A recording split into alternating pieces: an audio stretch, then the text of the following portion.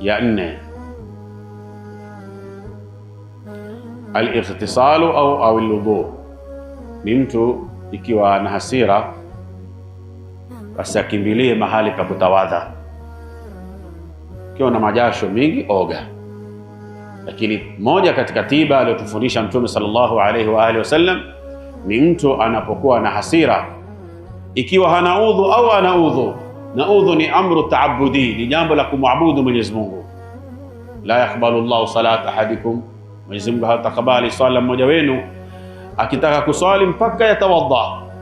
Na vile vile ikiwa mtu ana hasira, ili Allahu jalla jalaluhu ampunguze hasira zake, na ni uzuri mtu kuwa na udhu wakati wote, na anapokuwa na hasira basi aende akatawadhe, kisha baada yake atulie, kwa sababu udhu kama alivyosema Mtume sallallahu alayhi wa alihi wasallam, innal ghadaba minash shaitani, hakika hasira zimetokamana na shaitani.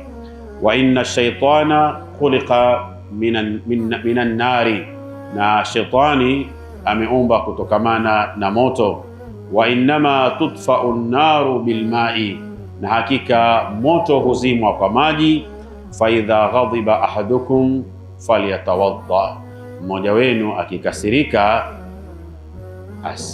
ashike udhu atawadhi. MBTV, dira ya maisha yako.